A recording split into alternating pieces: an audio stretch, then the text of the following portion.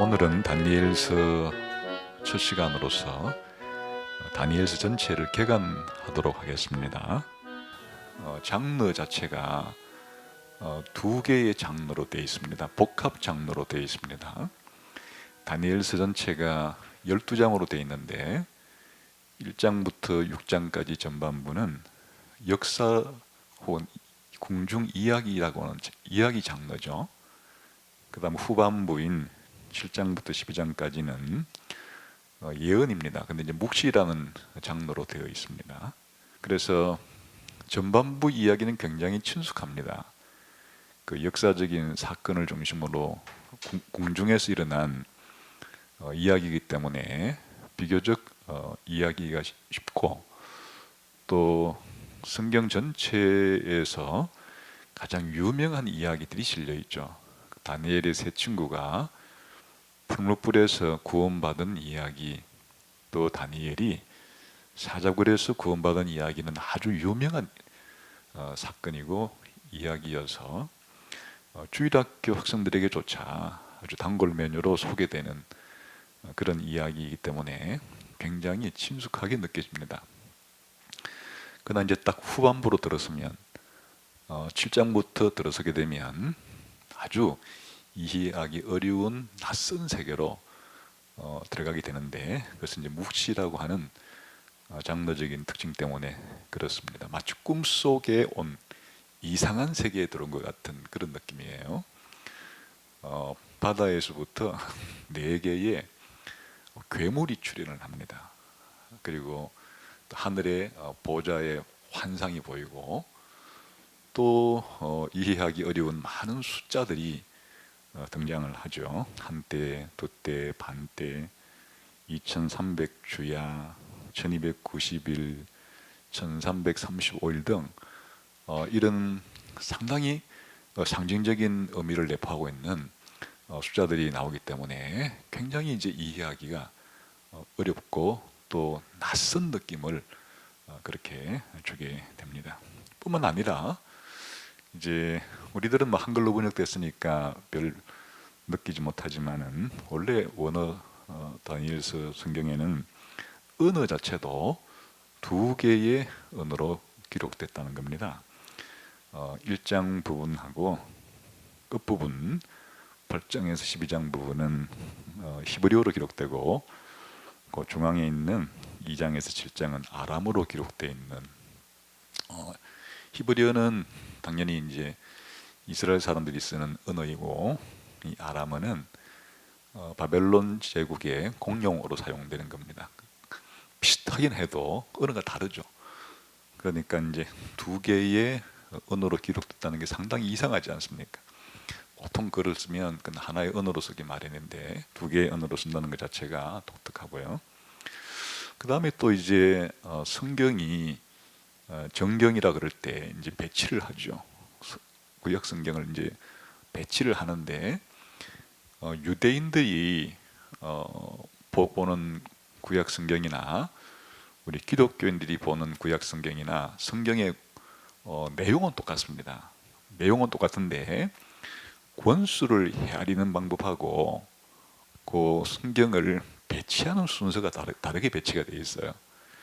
그래서 이제 우선 우리에게 친숙한 기독교인들이 보는 우리 개신교 성경에서는 이제 구약 성경을 39권으로 계산하고, 또 장르별로 4부분으로 크게 구분을 하죠. 제일 첫 부분을 모세오경이라 부르고, 두 번째 부분을 역사서라 부르고, 그 다음을 시가서라 부르고, 또 마지막에 이제 선지서 혹은 예언서라 이렇게 이제 분류를 하죠.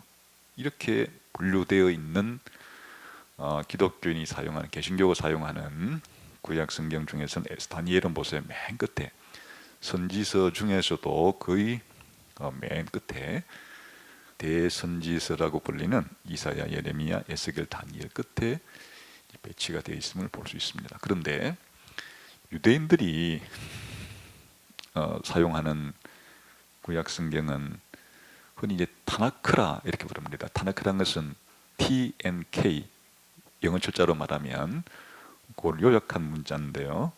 토라라고 해서 율법서를 가리키고요. 그 다음에 선지서, 너비임 할 때 그 앞에 N, 그 다음에 성문서, 케투빔 K.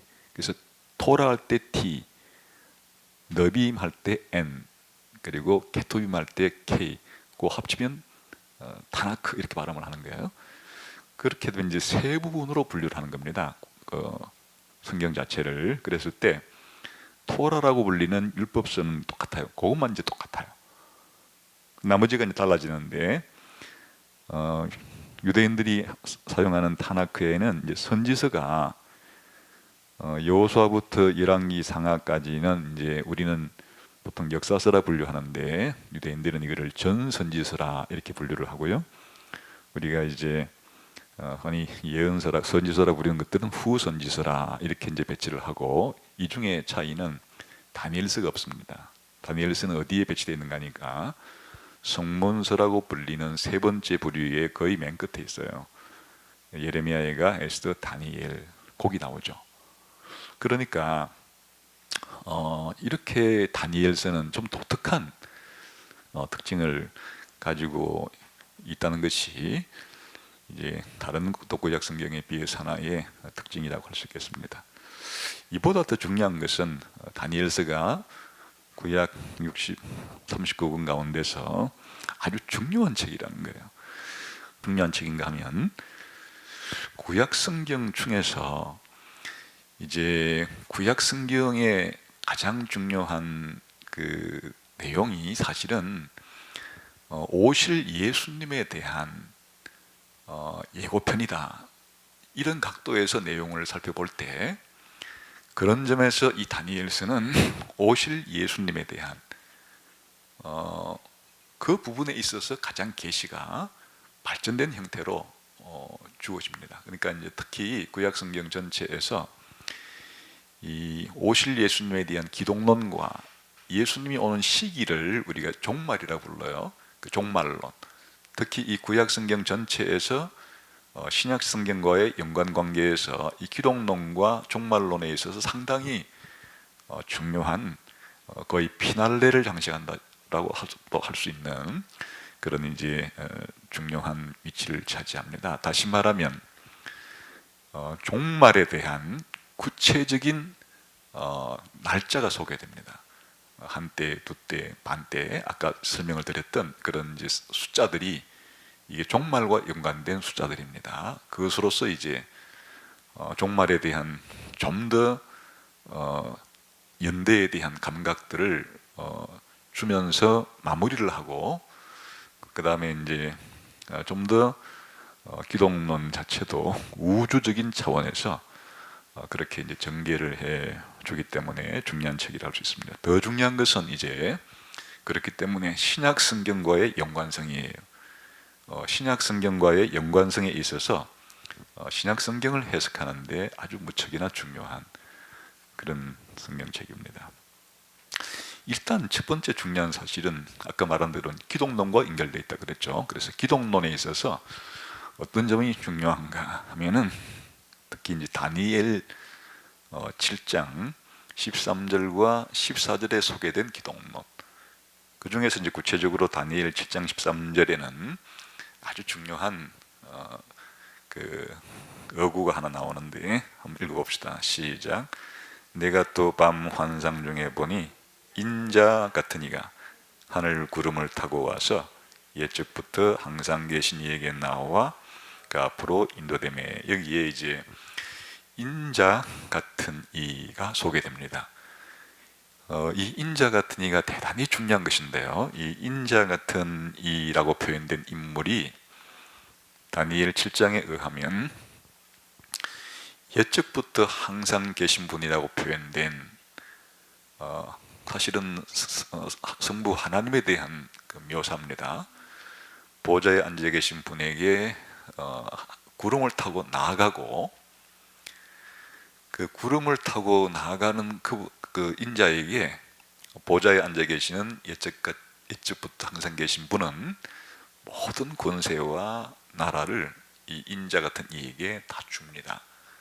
이제 지금 그 장면인데요, 예수님께서 이 구절을 대단히 중요시 여긴 것이에요. 그래서 자신을 소개할 때, 다른 사람에게 자기를 알릴 때 항상 예수님은 나는 이런 표현 대신에, 나라는 표현 대신에 인자가 이렇게 표현을 하셨어요. 자기 자신을 인자라고 표현했는데 수수께끼 같은 말이죠. 자신을 인자라고 표현해.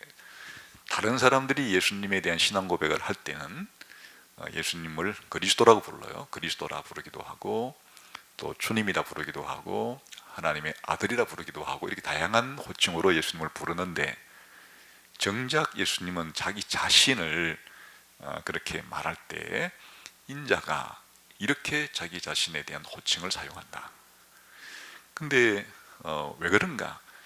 그 인자에 대한 내용을 잘 몰랐을 때는 하나님의 아들 신자는 예수님의 신성을 의미하는 것이고, 인자는 예수님의 인성을 의미하는 것으로, 이렇게 이제 인자라는 것을 이제 우리 한글로 말하면 사람의 아들이란 뜻이에요.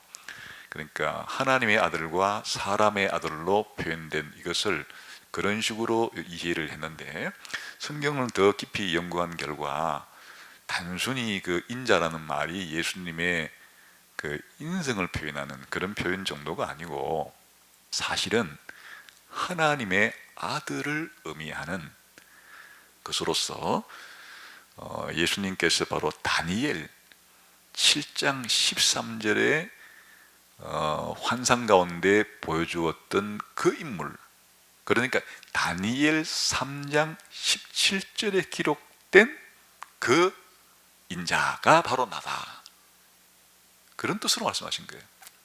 그러니까 이제 인자라는 말이 아까 말씀드린 것처럼 풀어서 번역하면 사람의 아들인데, 그 앞에 정관사가 있어서 그 사람의 아들. 예수님은 항상 그 사람의 아들이라고 자기를 표현하시는데, 그 의미는 다니엘 7장 33절에 기록되어 있는 그 인자가 바로 나다, 이렇게 표현하신 것이에요. 그래서 이제 이 다니엘 7장 13절에 나오는 인자는 대단히 중요한 다니엘 전체에서 핵심 인물이고 또 구절인데, 이때 이제 인자라 표현한 것은 바로 눈에 보이기는 사람처럼 보이는 거예요. 그러나 실제 그분의 정체성은 하늘 구름을 타요. 이건 구약 성경에서 하늘 구름을 타는 존재는 하나님밖에 없어요. 신성을 가진 존재예요. 그리고 또 보좌 위에 계신 분 자체가 하나님을 가리키는데 아주 나이가 많은 분처럼 묘사가 되어 있기 때문에, 문맥상 다니엘 7장 13절에 인자 같은 이는 바로 보좌에 앉아 계신 그 하나님의 아들 같은 이가, 그래 되는 거예요, 문맥상으로. 그러니까 이제 예수님께서 이것으로서 자신의 정체성을 이제 그렇게 표현하시고, 그런 그 인자가 하는 일은 다니엘 7장 13절에는 단순히 이제 보좌를 물려받고 왕국을 물려받고 하나님의 나라의 모든 백성들을 이제 받는 보좌에 앉아 계신 분으로부터 대권을 받는 그런 정도로 설명이 되어 있지만, 예수님은 이제 그 속에 담긴 의미를 압축 파일을 풀듯이 예수님의 그 삶과 죽음과 부활과 성천과 재림과 관련된 모든 것을 이제 다른 성경과 연결해 가면서 그 인자의 사역으로 설명을 하시는 거예요. 그러니까 예수님 자신이 누구이고 또 무슨 일을 하시는지에 대한 아주 중요한 결정적인 이해를 이 다니엘서로부터, 특히 다니엘 7장 13절로부터 인자로부터 가져오셨다. 그래서 이제 인자 기독론의 가장 결정적인 열쇠가 되는 그런 구절입니다. 그래서 예수님은 종말 설교를 하실 때 예수님의 재림을 바로 이 구절을 가지고 표현하시는 거예요. 예수님이 재림하실 때를 바로 다니엘서 7장 13절을 사용해서 구름 타고 앞으로 재림하실 것이다 라고 말할 때 바로 자기 자신이 그렇게 온다는 것을 다니엘 7장 13절을 가지고 말씀을 하시고, 또 이제 십자가에 달리시던 마지막 달리시기 전에 대제사장에게 재판을 받는 과정에서 대제사장이 예수님의 신분, 정체성을 묻죠. 너 누구냐 도대체? 이렇게 이제 물었을 때 예수님께서 바로 다니엘 7장 13절을 사용하시면서 다니엘 7장 13절에 있는 그가 바로 나다 이렇게 말씀하시면서 자기가 그리스도시고 하나님의 아들이라는 사실을 말씀을 했다.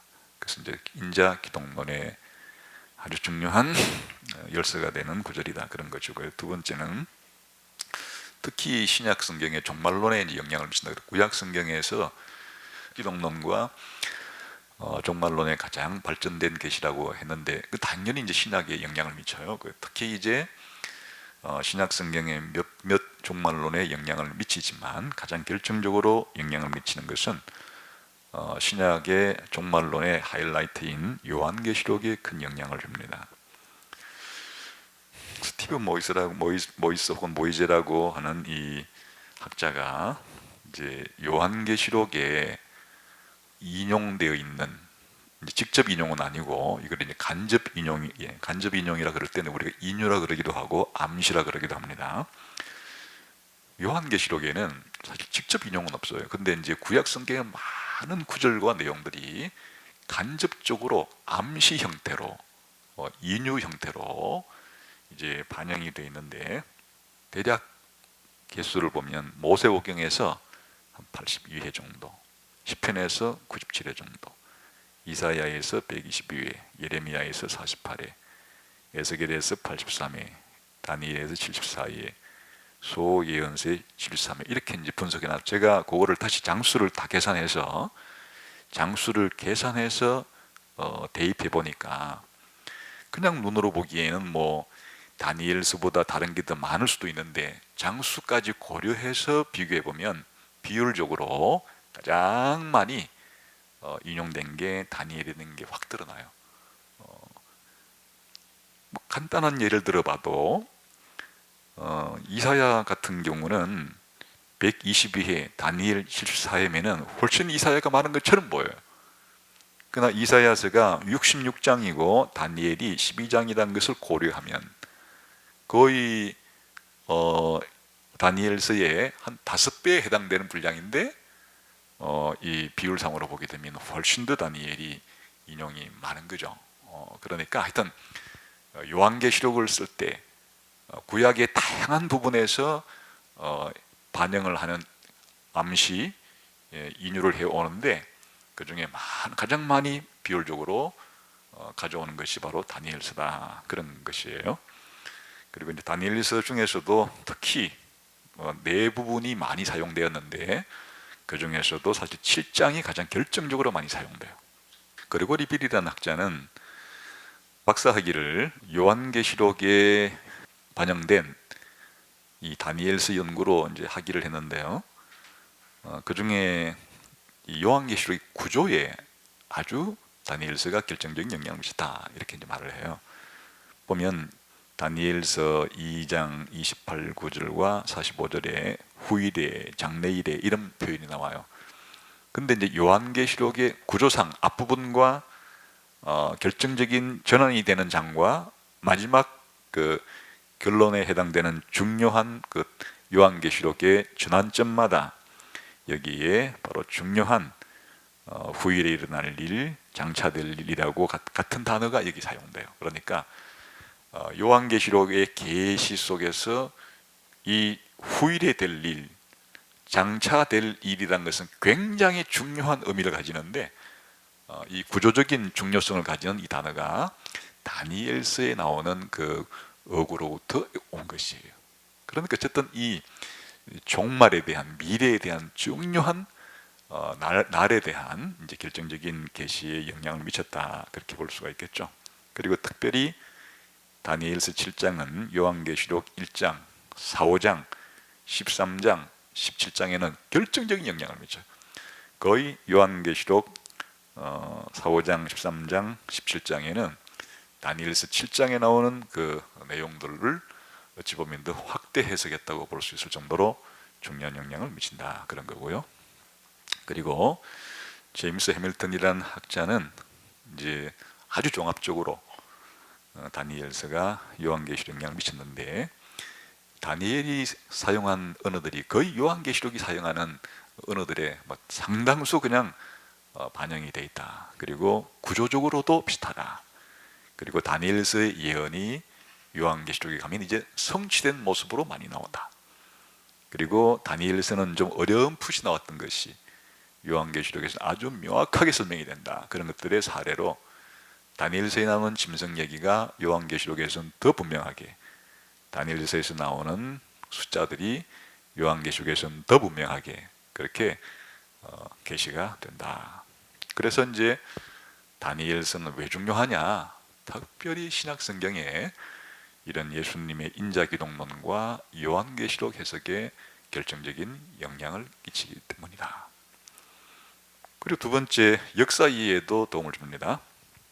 왜냐하면 다니엘서는 다니엘이 계시를 받았던 그 시대, 바벨론 포로 시대 때부터 세상의 종말까지에 대한 계시가 되어 있어요. 다시 말하면 그것은 이제 다니엘 시대 때부터 예수님이 재림하시고 세상이 종말에 이르기까지의 거시적인 세계 역사가 아주 간략한 시간표와 같이 제시가 되어 있어서 이렇게 세계사에 대한 이해, 특별히 구속사에 대한 이해에 도움을 준다, 그렇게 생각할 수 있겠죠. 마지막 세 번째로는 현실적으로도 또 윤리적으로도 대단히 중요한데, 왜냐하면 단순히 다니엘 시대 때부터 예수님이 오실 때까지 세상의 종말까지의 시간만 말해주는 것이 아니고 그때가 될 때까지 지상에서 어떻게 살아야 되는가 라고 하는 그것을 말해주기 때문에, 바로 매 시대에 살아가는 하나님의 백성들은 다니엘서를 통해서 특별히 고난이 닥쳤을 때, 환난과 박해에 직면했을 때 어떻게 살아야 되는지에 대한 중요한 원리와 모델을 보여주고 있기 때문에 대단히 중요합니다. 그래서 이제 다니엘서를 공부한 이유가 이렇게 중요하기 때문에 성경 해석에도 중요하고, 또 역사를 이해하는 데도 중요하고, 또 현실적으로 매일매일 교회가 혹은 기독교인이 이 땅에서 살아가는데도 많은 지침을 제공해 주기 때문에 중요하다, 그렇게 생각할 수 있겠죠. 큰 두 번째로, 다니엘서의 저자와 연대 문제는 다니엘서에서 가장 논쟁이 되는 부분입니다. 사실은 18세기까지는 논쟁될 이유가 없었어요. 그냥 한결같이 유대인이건 기독교인이건 다니엘서가 쓰여졌던 주전 6세기부터 주후 거의 18세기까지는 거의 2500년, 400년 동안에는 그냥 주전 6세기에 살았던 다니엘이라는 사람이 다니엘서를 썼다 하는 것이 그냥 유대인들과 우리 기독교 받아들여진 사항이에요. 그런데 주후 3세기에 이방 무신론 철학자인 포필리가 이것은 주전 2세기에 이름 모를 사람이 있었지 주전 6세기에 다니엘이 쓴 게 아니다라는 주장을 처음으로 하게 되는 거예요. 그런데 이제 18세기부터 성경 비평이 등장하면서 이런 비평적 학자들에 의해서 그 무신론자 폴피리가 주장했던 것을 받아들이면서 이제 19세기, 20세기에 이르면서 다니엘서가 주전 2세기에 마카비 시대에, 더 정확하게는 안티오코스 에피파네스의 통치 말기에 대략 주전 164년경쯤에 그렇게 기록되었다는 것을 받아들이는 성경 비평학자들이 대다수예요. 거의 성경 비평학자들은 전부예요.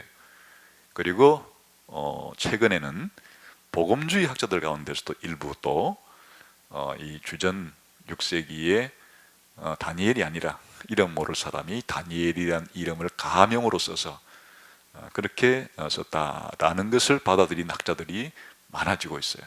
그래서 이제 이것이 전통적으로 주전 6세기에 다니엘이라고 하는 선지자가 썼다라고 하는 학설과 충돌을 일으키죠. 저는 당연히 다니엘서는 주전 6세기에 다니엘이라고 하는 사람이 있었다라고 하는 전통적인 다니엘서의 저자와 연대를 견지하는 입장입니다. 최근에 비평주의 학자들과, 비평주의 학자라는 말은 성경이 하나님의 무호한 계시, 영감받은 무호한 계시라는 것을 부정한 입장을 가리키는 거예요. 그러나 이제 최근에 복음주의 학자들은 거기까지는 안 나간다 해도 그 학설들을 받아들이는 일부 사람들도 있는데, 그럼 왜 주전 2세기서를 주장하는 사람들은 어떤 근거로 주장하고, 또 이제 보수적인 혹은 복음주의적인 전통적인 해석가들은 왜 그런 2세기 저작서를 부인하는가, 비판하는가 하는 것과, 전통적으로 주전 6세기에 다니엘이 있었다는 사람들은 뭘 가지고 그렇게 주장하는 건가 하는 것들을 제가 좀 자세하게 설명을 해 놓았으니까 간단하게만 설명을 드리도록 하겠습니다. 우선 몇 가지 측면에서 이제 주전 2세기에 썼다라는 이제 주장을 하는데요. 제일 중요한 전제는 예언 문제 때문에 그래요. 다니엘서의 예언은 거시적으로는 상당히 예수님이 오실 때하고 그 이후에 예수님의 재림 때까지를 포함하는 세상의 종말까지의 거시적인 예언을 해 놓았다, 이렇게 이제 보수적인 학자들은 생각을 하죠. 특별히 다니엘서 8장하고 1장에 보게 되면 주전 2세기 때의 상황이 자세하게 예언이 되어 있어요. 특히 안티오쿠스 에피파네스의 등장으로 유대인들을 박해하는 그 사건이 너무너무 상세하게 기록이 되어 있는 거예요. 그래서 이제 이 최초의 주후 3세기의 폴필이라고 하는 그 이방 철학자가 생각하기를 이건 말이 안 된다. 어떻게 주전 6세기에 주전 2세기 뒤에 일어날 400년 뒤에 일어날 일을 이렇게 상세하게 예언할 수 있단 말인가? 그건 불가능하다.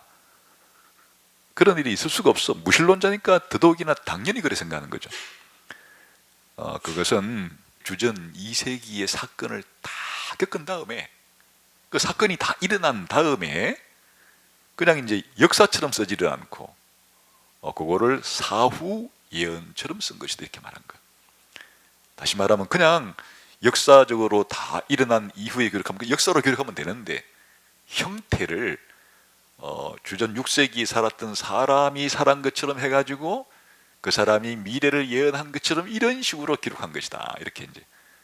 그러니까 이제 이것은 예언이라는 것이 있을 수가 없고, 또 이렇게 자세한 미래 예언이 어떻게 나올 수가 있는가라고 하는 불신, 그 불신이 다니엘서의 저자를 바로 2세기 때 이름 모를 한 사람이 한 무리들이 주전 6세기 때 다니엘의 이름을 빌어서 차명으로 그렇게 기록한 것이다 라는 주장을 하게 된 겁니다. 예언은 있을 수가 없다, 이렇게 자세한 예언은 더더욱이나 있을 수가 없다 라고 하는 전제를 가지고 그렇게 이제 주장을 한 거예요.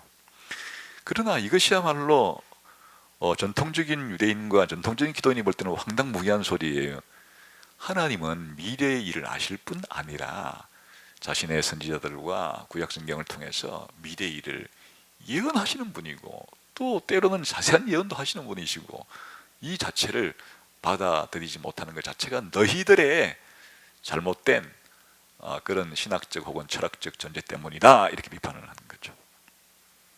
성경은 사실은 창세기 3장 15절부터 하나님께서 타락한 인간에게 미래의 일을 예고하는 것부터 시작해가지고 무수한 내용들이 앞으로 오실 메시아에 대한 예언되고, 특별히 시편 22편과 이사야 53편 같은 보면 그리스도의 십자가가 얼마나 적나라하게 자세하게 예언이 되고 있어요. 그러니까 이와 같은 이제 주장은 하여튼 예언이라는 것이 없다는 그냥 전제를 가지고 생각한 것이니까 그 자체가 문제다, 이렇게 우리가 비판할 수 있겠죠. 그 다음에 이제 이 주전 2세기설을 주장하는 사람들이 주로 이제 근거로 내세우는 것은 역사적인 측면이에요. 역사적인 측면이라는 것은 다니엘서에 나오는 이 내용들이 역사적인 사실이 아니라는 거예요. 그럼 역사적인 사실이 아니라는 것을 어떻게 아느냐, 그러니까 성경 말고 성경 이외에 지금 문헌들이 남아있죠. 바벨론에 관한, 또 뭐 페르시아에 관한 문헌들이 단편적으로 지금 남아있죠. 그런 것들과 비교해 보면 성경 이외의 역사적인 문헌과 성경을 비교해 보면 일치하지가 않는다, 그거예요. 그러니까 이것은 2세기의 사람이 6세기의 저자가 쓴 것처럼 하다 보니까 그 주전 6세기에 대한 역사적인 지식이 엉터리일 수밖에 없었고, 그러니까 이렇게 안 맞는 거다, 이렇게 이제 주장을 하는 거예요. 몇 가지 이제 그 중에서 샘플로 제가 예를 들어놨는데, 당장 다니엘서 1절에 보면 여호와김 3년에 느부갓네살 왕이 이제 예루살렘을 쳐들어왔다고 되어 있는데, 예레미야서 25장 1절에서는 여호와김 4년이라고 한단 말이에요. 성경 읽어보면 벌써 이 자체가 하나는 여호야김 3년이라고 말하고 하나는 여호야김 4년이라고 말하고 벌써 이 자체가 틀리지 않냐, 이렇게 말하는데, 그것은 이제 연대 계산법이 다르기 때문이에요. 다니엘서의 연대 계산법은 저기 한 해에는 그걸 1년으로 계산 안 하는 거예요. 그 다음 해가 넘어가야 그때부터 이제 1년, 2년, 3년을 계산하는 방식으로 하는 거예요. 이게 이제 당시로 보면 바벨론식 연대 계산법이고, 예레미야서는 그냥 뭐 저기 하는 그 해도 그냥 1년으로 바로 쳐버리는 거예요. 그럼 그 다음 해 넘어가면 2년이 되겠죠. 그렇게 1년 차이가 나는 거예요. 그러니까 이런 걸 가지고 불일치다, 잘못되었다, 이렇게 말하는 것 자체가 연대계산법에 대한 것을 고려하지 않았기 때문이에요. 그 다음에 다니엘서 4장 30절에 보게 되면 느부갓네살이 자신이 건축한 이 바벨론 성을 보고서 대단히 교만한 마음이 이제 들었다는 것이 나오는데, 이거 성경 밖에는 그런 얘기 없다, 이렇게 말하는 거예요. 그런데 나중에 더 많은 고고학적인 발견이 이루어지고 난 이후에 느부갓네살이 이렇게 거의 다니엘서가 말한 언어처럼 그렇게 말한 것들이 나중에 또 발견이 된 거예요. 그러니까 그때 아까 그런 주장을 한 사람들은 이런 발견이 이루기 전에 고고학적인 발견만 가지고 주장을 했다가 더 많은 발견이 이루어지자 성경에서 말한 것이 일치되어 있는 그런 이제 현상이 생긴 거예요. 또는 다니엘서 5장 1절에 보기에는 벨사살을 왕으로 부르는데, 성경 밖에 있는 문헌에서는 벨사살을 왕으로 부른 게 없다. 그러니까 성경이 잘못되었다. 이 벨사살을 왕으로 부른 것 자체는 역사에 대한 지식이 잘못되었다, 이렇게 말하는 거예요. 다시 말하면 주전 2세기 사람이 있었기 때문에 그런 것들을 전체적으로 엉터리로 역사를 잘 모르고 한 것이다, 이렇게 주장한다, 이 말이죠. 이 역시 성경 밖 문서를 보게 되면 특히 헤로도투스가 주전 450년에 쓴 역사책에는 바벨론의 마지막 왕을 나보니두스라고 표현했기 때문에, 서양 역사의 아버지라고 말하는 헤로도투스가 바벨론의 마지막 왕을 나보니두스라고 말했는데, 성경은 다니엘서는 마지막 왕을 벨사살이라 하니까 누구한테 더 신뢰를 주는 거니까 헤로도투스에게 먼저 주는 거예요. 그러나 이제 나중에 헤로도투스의 이 사실들은 역사적인 사실과 맞는 것도 무지 많이 나오는다는 걸 나중에 이제 알게 되는데, 특별히 이제 또 1854년에 우르에 있는 한 달의 신전에서 원통 모양의 기둥을 발견했어요. 거기에 나보니두스가 자기의 아들 벨사살에게 자기가 바벨론을 떠나 있는 십몇 년의 기간 동안에 왕으로 공동 통치자로 임명한 기록이 나와요. 오히려 나중에 발견된 문서를 보면 벨사살이 자기 아버지와 함께 공동 통치왕으로 그렇게 있었고, 망할 때 이 바벨론 성에 있었던 왕은 바로 이 벨사살이라는 것이 오히려 더 이제 근거가 있는 그런 게 되는 거죠. 그리고 또 다니엘서 5장 30절이나 6장 1절에 보게 되면 메데 다리오라는 인물이 나오는데 성경 이외의 다른 문서에는 이런 게 없다 그거예요. 메데 다리오라는 그 인물이.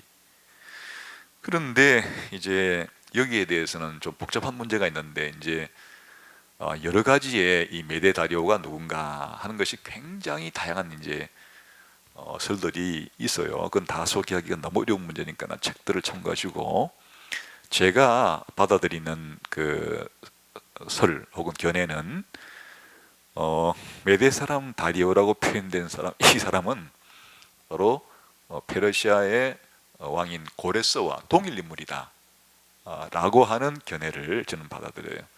그것도 몇 가지가 있는데 간단하게 몇 가지만 소개드리면, 다니엘 6장 28절에 보게 되면 이렇게 나오죠. 이 다니엘이 다리오 왕의 시대와 바사 사람 고레스 왕의 시대에 형통하였더라 이렇게 나온, 이때 와라는 것이 다리오 왕 딴 사람, 고레스 또 딴 사람, 이렇게 된 게 아니고, 여기에 와는 즉 이런 의미를 가지는 접속사로 해석이 가능한 거예요. 다리오 왕의 시대 즉 바사 사람 고레스 왕. 그러면 이제 다리오와 고레스가 동일 인물이 되는 거예요. 성경 자체에도 같은 용법이 나와요. 성경 자체에도. 그게 역대상 5장 26절인데 거기에 의하면 아수르 왕 불이라고 표현했다가 조금 뒤에 아수르 왕 디글랏 빌레셀이라고 해서 같은 용법을 가지고 접속사 우리로 말하면 와 혹은 영어로 말하면 and처럼 번역되는 그것이 때로는 문맥상 이렇게 다시 말하면 즉이라고 하는 의미를 가지는 그런 접속사의 용법이 있어요. 그런 것을 근거로 한 가지 될 수가 있고, 그것도 원래 이제 이 고레스의 신분이 아버지는 페르시아 사람이고 어머니 메데 사람이, 그러니까 고레스 자체가 그냥 페르시아의 왕만이 아니라 아버지는 페르시아 사람이지만 엄마는 메데 사람이에요. 그러니까 이제 나중에 이 그 페르시아의 그 왕이었던 고레스가 메데를 정복해 버려요. 그래서 당연히 이 고레스는 메데 사람이라 불릴 수가 있는 거예요. 또 문헌상 메데를 점령했기 때문에 나중에 메데 왕이라고도 불려요. 그러니까 이런 근거들을 댈 수가 있는 거예요. 같은 인물이라고. 또는 나이도 마찬가지예요. 나이를 가만히 보면 다리오가 바벨론을 점령했을 때 62세라고 했는데 고레스가 나이를 계산해 보면 그때가 한 61세쯤이에요. 그 61, 2세는 같은 뭐 거의 계산법에 따라서 약간 될 수는 있겠죠. 그럼 이런 여러 가지 근거를 들어서 이 쉽게 말하면 바벨론 제국이 마지막 왕 벨사살이 죽을 때 그때 그 점령한 왕이 일반적으로 역사에서는 고레스라고 되어 있는데, 지금 아까 그 다니엘서에는 메데 사람 다리오라고도 표현했단 말이에요. 그 동일 인물이다 그런 말이에요. 그래서 이제 이런 몇 가지의 근거를 가지고 그렇게 말하는 것이다. 그러니까 무슨 얘기가 되는 거예요?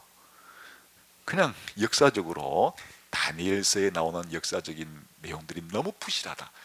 다니엘서가 아닌 일반 역사 기록물과 비교해 보면 다니엘서는 그냥 엉터리다. 그렇기 때문에 이건 6세기 사람 같으면 그 정확하게 알았을 텐데, 이 400년 뒤에 사람이 있었기 때문에 400년 전에 이 일을 잘 모르고 그냥 이렇게 막 가공으로 쓰다 보니까 엉터리가 많다 이렇게 하는 것들이, 더 많은 고고학적인 발견과 더 많은 문서들의 발견이 이루어지고 나면 전부 다 그것들이 다 잘못된 주장이라는 것이 지금 몇 가지 이런 것들을 통해서 다 반박이 된다 그런 말이에요.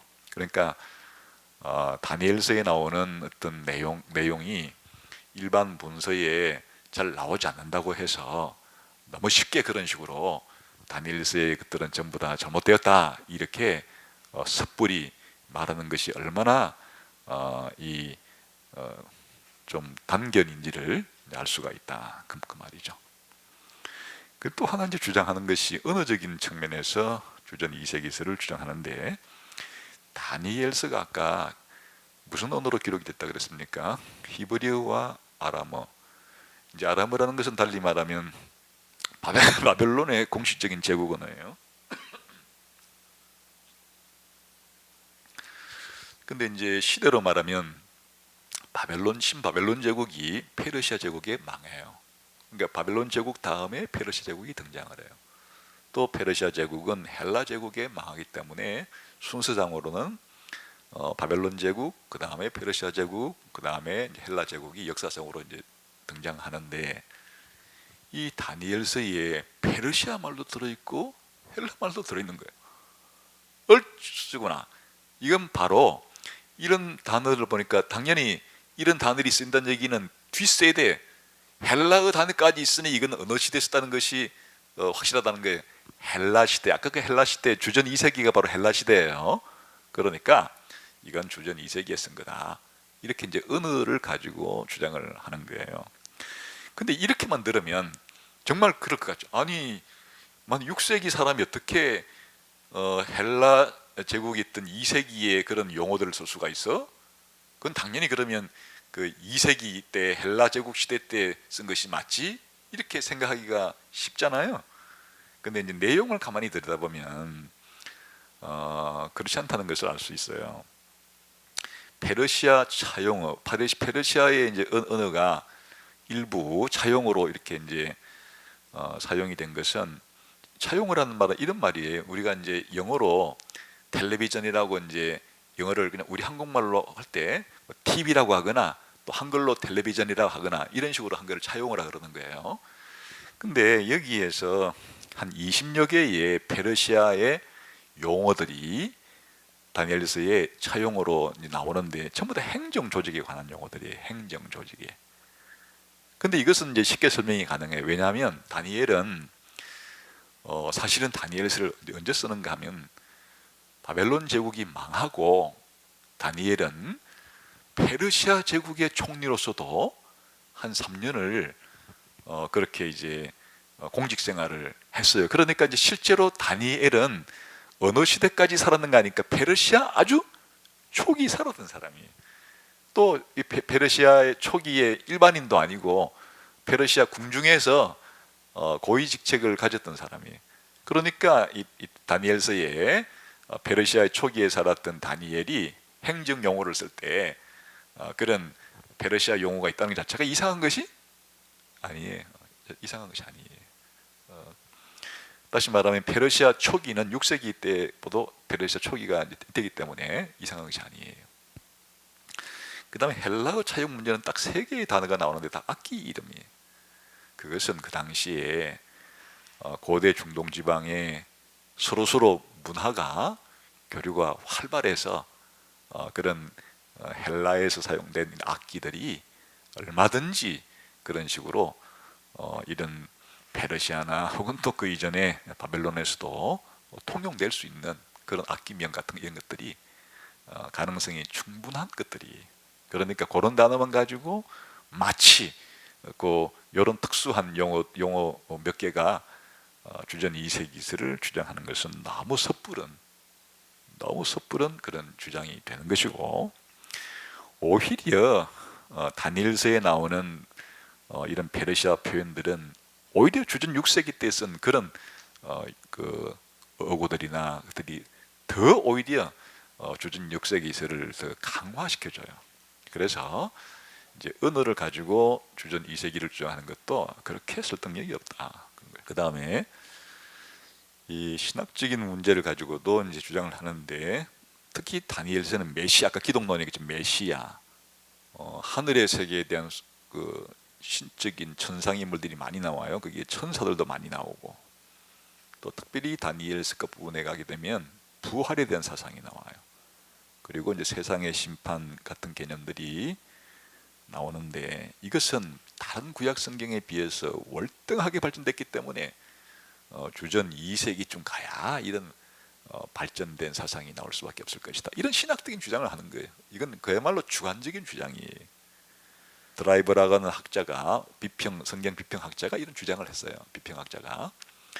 근데 다른 많은 구약학자들은 그렇게 생각하지 않아요. 이미 다른 구약 성경에서 제가 몇 가지 써놓은 것처럼 그런 메시아로는 구약 성경 일찌감치 처음부터 많이 발전돼 있고, 그 다음에 이런 뭐 천사라든지 그 부활에 대한 개념이라든지 이런 것들도 다니엘서만 그런 게 아니고 그 전에 충분히 발전됐기 때문에 그런 아주 주관적인 주장, 이런 메시아, 부활, 천사, 뭐 심판 이런 개념이 다니엘서의 다른 성경보다는 월등하게 발전된 형태니까, 그러므로 주전 2세기라는 주장이야말로 너무나 주관적인 그런 개인적인 편견에 속한 주장이라고 할 수도 있는 거예요. 그 다음에 정경적인 측면에서도 주장하는데, 아까 다니엘서가 어디 있다 그랬어요? 타나크에 가면 성문서에 있다 그랬죠.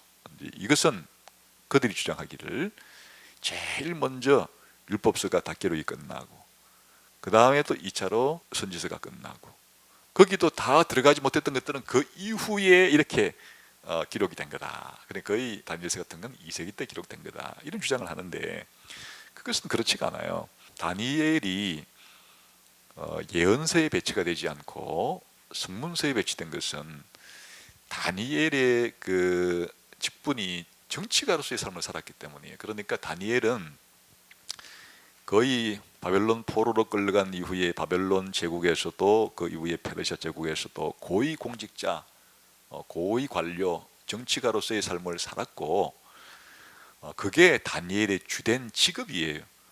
그런데 하나님이 가끔 다니엘서에 기록된 몇 가지 예언을 주었기 때문에 예언자라고 부를 수도 있지만은, 그러나 이제 다른 이사야라든지 에스겔이라든지 전문적인 선지자가 쓴 것이 아니어서 그렇게 이 성문서에 배치되었을 가능성이 더 높은 것이에요. 그리고 또한 이제 다니엘서 앞에 나오는 그 6개 장의 그 장 자체가 바로 바벨론 포로 시대 이후에 있는 그 내용들이 포함됐기 때문에 그것만 보게 되면은 성문서에 포함된 것이 자연스럽죠. 그리고 또 다른 증거들은, 그럼 성문서에 있는 내용들은 다 이색이냐? 그렇지 않죠. 이런 시편, 잠언 이런 것도 다 성문서에 있는데, 근데 월등히 앞에 있는 시대에 기록된 책들도 그 속에 있는 것이니까 시대적으로 늦게 쓰여졌기 때문에 성문서에 배치된 것이 아니라, 기본적으로 이제 구약 성경을 세 부분으로 구분할 때는 모세오경, 그리고 주로 전문적인 선지자가 쓴 책들은 선지서에, 그리고 기타 다른 작가들, 이런 식의 분류가 더 오히려 세 부분으로 분류한 것에 논리적인 근거라고 주장하기가 더 낫죠. 그러니까 다니엘서가 성문서에 있다는 것 가지고 이게 주전 2세기를 주장한 것은 너무 극단적인 주장이 되는 거다. 그래서 주전 2세기에 이름 모를 사람이 주전 6세기에 다니엘이란 가공의 인물을 창조해가지고 그렇게 썼다고 주장하는 것들이 뭐 대단한 것 같아요.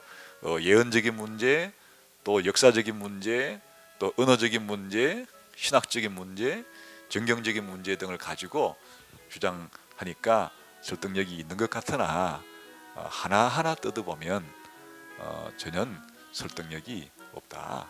또 하나하나가 다 반박이 가능하다. 그렇게 생각할 수 있겠죠. 그래서 보수주의 신학자들은 이런 오늘날 비평주의 그 신학자들과 일부 복음주의 자들이 주전 2세기 다니엘서 저작 연대를 받아들이지 않고 문제가 많다, 그렇게 말하는 것이에요.